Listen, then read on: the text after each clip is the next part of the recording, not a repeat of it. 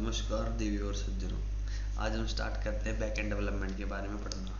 ठीक है, सो चलिए। Backend development refers to the server part of web and mobile application development. Backend development एक server part होता है, ठीक है, मोबाइल और वेब एप्लीकेशंस के लिए।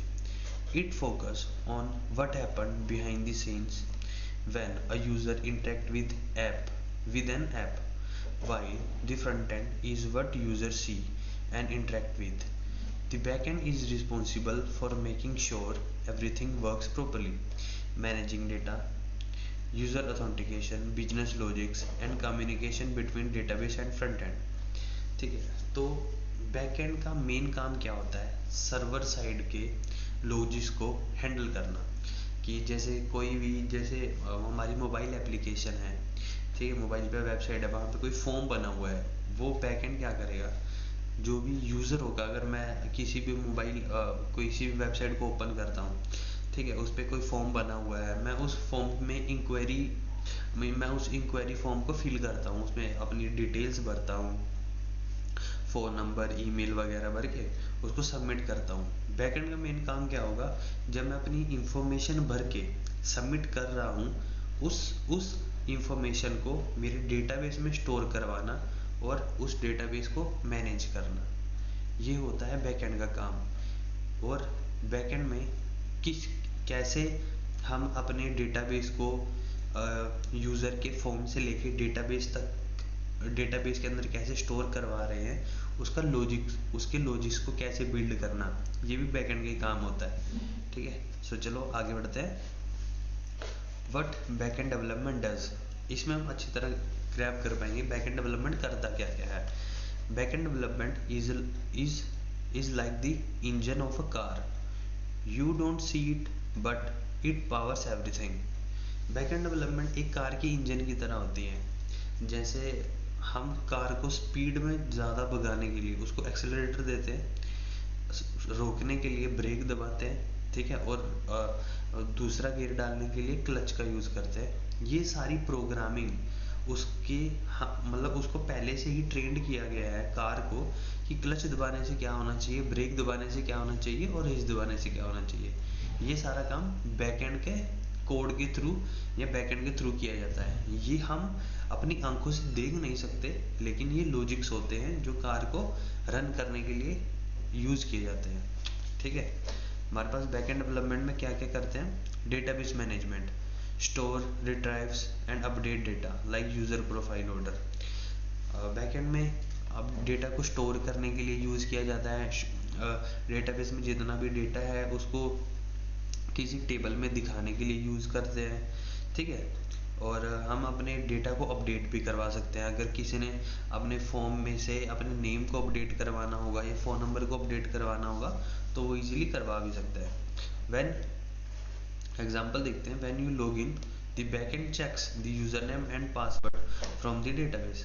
अगर हम किसी भी फॉर्म के अंदर लॉगिन करते हैं या किसी भी एप्लीकेशन के अंदर लॉगिन करते हैं, ठीक है, तो डेटाबेस में बैकएंड ये चेक करता है कि वो यूज़र नेम या पासवर्ड मेरा वहाँ उस पर्टिकुलर डेटाबेस में, उस जिस फॉर्म में हम लॉगिन कर रहे हैं, जिस एप्लीकेशन में लॉगिन कर रहे हैं, उसके डेटाबेस में मेरा यूज़र नेम पासवर्ड एग्जिस्ट करता भी है या नहीं करता। ठीक है, server logics, business logics contain the main rule of application. मतलब बिजनेस लॉजिक्स कि कैसे हमारा डेटाबेस में स्टोर होगा, क्या वैलिडेशंस होनी चाहिए। ठीक है, एग्जाम्पल देखते हैं। If a user order a product, the backend calculate total cost, check stock and process payment. अगर हम कोई भी चीज़ को किसी भी ऑर्डर को किसी भी प्रोडक्ट को बाय करते हैं, तो वहाँ पे जब हम ऐड टू कार्ट करते हैं या उस प्रोडक्ट को बाय करते हैं, तो बैकएंड में लॉजिक कैसे काम करते हैं? लॉजिक्स उसका प्राइस देखेंगे कि कितना उसका प्राइस है, ठीक है, उसके स्टॉक्स अभी मतलब वो स्टॉक अवेलेबल है या नहीं है, ठीक है, और उसकी पेमेंट प्रोसेस कैसे हो रही है, उसकी पेमेंट हो चुकी है नहीं हो चुकी, कैश ऑन डिलीवरी है, ऑनलाइन मेथड है या कैसे। इन सभी के स्ट्रेटजीज को बैकएंड के लॉजिक्स बोलते हैं। ठीक है, इन मतलब पूरे का पूरे डेटा को स्टोर करना, मैनेज करना या उसका रिकॉर्ड रखना, ये सारा काम होता है बैकएंड का। अगले पे चलते हैं, next point, APIs. API application programming interface. APIs का क्या, the backend communicate with the front and using API. जैसे कोई भी फॉर्म होता है, फॉर्म बैकएंड की एपीआईज के साथ इंटरेक्ट करवा देते हैं, ठीक है। मतलब फॉर्म के अंदर जितना भी डेटा होगा वो पहले बैकएंड की लॉजिक बैकएंड में जाएगा, वहाँ पे सारे डेटा सॉर्ट करेंगे, उसको फिर डेटाबेस के टेबल्स में डालेंगे, जो सभी हमने डेटा जिस भी डेटाबेस के कॉलम में सेव करवाना होगा, ठीक है। इस बैकएंड के एपीआईज का क्या काम होता है, जब भी हम किसी भी फॉर्म को फिल आउट करके उसके सबमिट बटन पे क्लिक करते हैं, यहाँ पे when you click submit the front end send a request HTTP request to the backend API. जब हम किसी भी फॉर्म को फिल करके बटन पे क्लिक करते हैं तो फ्रंट एंड के थ्रू एक बैकएंड को रिक्वेस्ट जनरेट होती है कि ये मैंने रिक्वेस्ट जनरेट की, इस डेटा को स्टोर करवाओ, अपडेट करवाओ, या जो भी हमारी रिक्वेस्ट होती है उस रिक्वेस्ट के थ्रू हम एपीआईज को रन करते हैं। Fourth point, security and authentication. Verify user, handle password and protect data using encryption and authentication system. इसमें सिक्योरिटी पर्पस भी होते हैं। जब हमारे जैसे किसी भी फॉर्म को या किसी भी ऐप के अंदर लॉगिन करने के लिए यूजर नेम पासवर्ड चाहिए होता है, उस यूजर नेम पासवर्ड को ये सिक्योरली अपने डेटाबेस में स्टोर करवाता है, ताकि खुद डेटाबेस जो हैंडल कर रहे होते हैं वो यूजर भी उस पासवर्ड को इतनी इजीली क्रैक ना कर पाए या पढ़ ना पाए कि हमारा पासवर्ड क्या है, उसको बिल्कुल ही इनक्रिप्ट फॉर्म में वो सेव करवा देता है, ठीक है। और अगला स्टेप है हमारा performance and scalability. Ensure the system can handle many user efficiently. मतलब हमारे डेटाबेस में सिक्योरिटी, परफॉर्मेंस, स्केलेबिलिटी भी होती है। हम डेटाबेस के अंदर या अपनी एप्लीकेशन के अंदर मल्टीपल यूजर्स को हैंडल कर सकते हैं, ठीक है। बैकएंड की टेक्नोलॉजीज कौन कौन सी होती हैं, एक होती है प्रोग्रामिंग लैंग्वेजेस। बैकएंड में कौन कौन सी टेक्नोलॉजीज का यूज किया जाता है, प्रोग्रामिंग लैंग्वेजेस। बैकएंड के अंदर जो लॉजिक्स रन करने के लिए, डेटाबेस के साथ कम्युनिकेट करने के लिए, डेटा को फ्रंट एंड में शो करवाने के लिए कौन कौन से प्रोग्रामिंग लैंग्वेजेस का यूज़ किया जाता है, और जिसके थ्रू हम अपनी कमांड्स रन कर सकते हैं, जिसके थ्रू हम अपने लॉजिक्स को बिल्ड कर सकते हैं, हम अपने डेटा को मैनेज कर सकते हैं। Node.js, ये बहुत जावास्क्रिप्ट के फ्रेमवर्क्स हैं।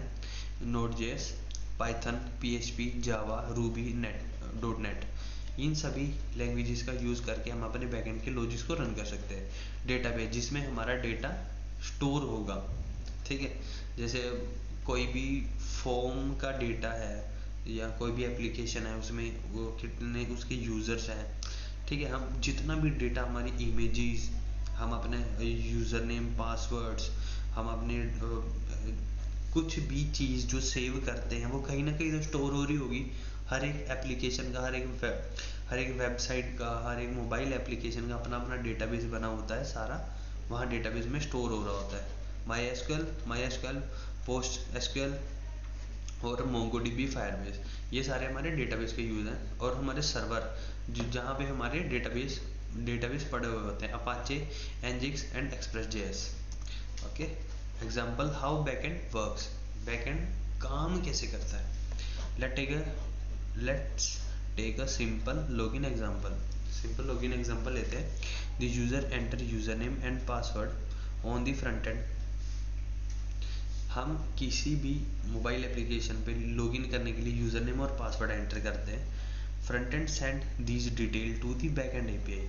फ्रंट एंड ने एक रिक्वेस्ट जनरेट करी और उसने बैकएंड की एपीआई को सेंड कर दी। Backend server receive the request. Backend server ने अपनी रिक्वेस्ट को रिसीव कर लेता है, ठीक है। बैकएंड चेक क्रेडेंशियल्स इन डेटाबेस। बैकएंड चेक करता है कि जो भी इसने यूजर नेम और पासवर्ड मुझे भेजा है वो मेरे डेटाबेस में एग्जिस्ट करता है या नहीं करता। अगर तो एग्जिस्ट करता होगा, ठीक है, तो वो लॉगिन कर देगा और टोकन भेज देगा कि हमारे डेटाबेस के अंदर इस पर्टिकुलर यूजर का डेटा है, यूजर नेम और पासवर्ड मैच हो गया है, इसको हम आगे प्रोसीड करवा सकते हैं। अगर नहीं मैच कर रहा होगा, वो या तो इनवैलिड क्रेडेंशियल्स का मैसेज शो करवा देगा, या फिर क्या देगा कि ये यूज़र ही फाउंड नहीं करता, हमारे एग्जिस्ट ही नहीं करता हमारे डेटाबेस के अंदर। ठीक है, आगे देखते हैं। The backend check the credential in database, if they match it send back a response with success status and a JWT token. Token का यूज होता है कि टोकन क्या होता है, टोकन जनरेट हो जाता है कि हाँ सक्सेसफुली हमारे हमारे डेटाबेस में इनका यूजर ने पासवर्ड एग्जिस्ट करता है। The front end store that token and grant the user access. जब भी वो पर्टिकुलर यूज़र लॉगिन कर रहा होगा तो उसकी टेम्परेरी स्टोरेज, जब तक वो यूज़र लॉगिन रहेगा वहाँ पे टोकन एग्जिस्ट करेगा कि हाँ ये यूज़र लॉगिन है। जब तक लॉग आउट नहीं होगा तो वो तब तक हमारा टोकन वहाँ से रिमूव नहीं हो जाता। ठीक है, सो चलिए गाइस, आज के लिए इतना ही। बाकी की वीडियोस भी आगे हर रोज़ हम देखते रहेंगे। तो कोई भी आपको किसी भी टॉपिक पे पढ़ना होगा या कोई भी ऐसा टॉपिक जिसके बारे में आपको जानना होगा तो आप मुझे कमेंट सेक्शन में बता देना। उसके अंदर हम ज़रूर उस पे वीडियो बनाएंगे और आपको यहाँ पे अपलोड कर देंगे यूट्यूब पे। तो चलिए गाइस, बाय बाय।